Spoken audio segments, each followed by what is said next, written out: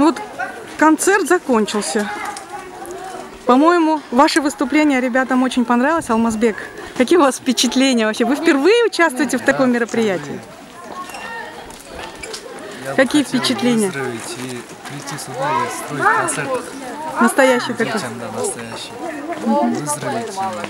Ну, как бы я сейчас болею, думаю, недостаточно спел, наверное, не знаю. Да, Алмазбек, ну вот я смотрю, здесь дети, многие от рождения, да, они не имеют уже возможностей таких вот, да, так скажем, полноценных, какие имеют обычные люди.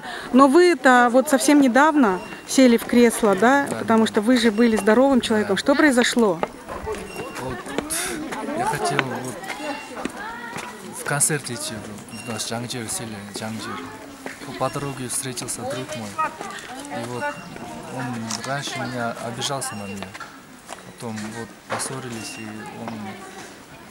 он кинул меня назад, подрались с ним. Он спортсмен, что ли, был? Да, спортсмен, борцом был. 3 раза кинул, и когда я потерял сознание, я когда пришел, я немножко ходил до машины, потом мы пошли отдыхать канал 8.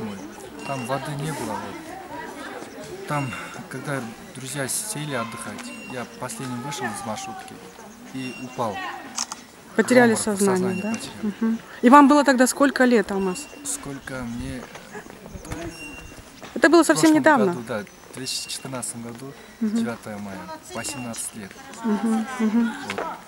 Сейчас И вот с тех пор здоровье вам не позволяет ходить, у вас не ходят ноги, да? Я до этого скрывал, что меня избил друг. Я сказал всем, что я сам упал в воду и сломал позвоночник. До этого я скрывал. И вот со временем я думаю, со временем подумал, что я думал, стану со временем.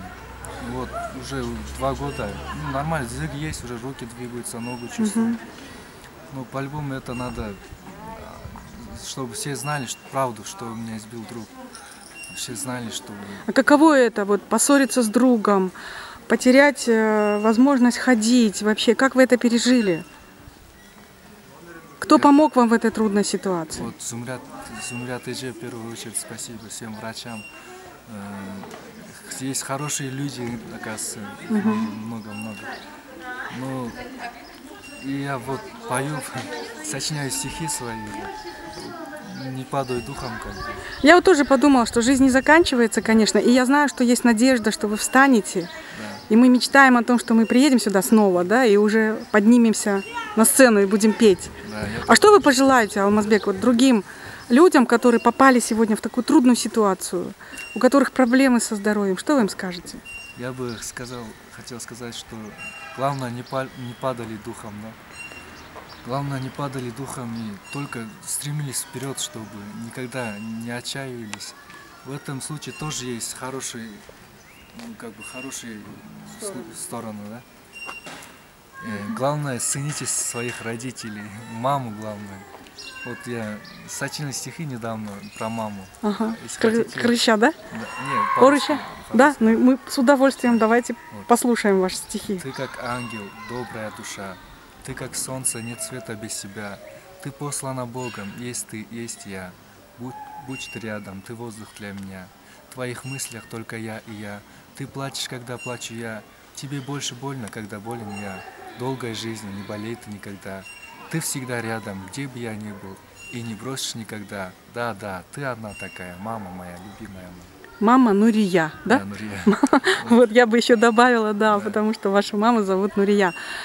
А вот если нужна какая-то помощь вам лично сегодня, сейчас, может быть, семье, я знаю, что вы не совсем в таком достатке живете, да? Да. Чего бы вы хотели пожелать вот себе, может быть, своим, у вас братишка, сестренка, да? Вот, может быть, какие-то у вас есть желания такие, простые, человеческие, помимо того, что вы не можете ходить, Алмазбек?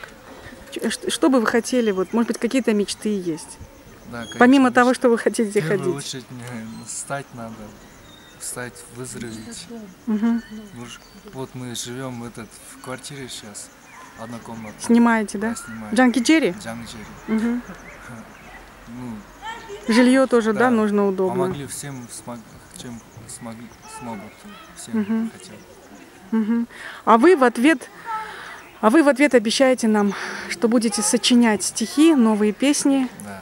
да? И однажды подниметесь на сцену. Да, Спасибо, Алмазбек.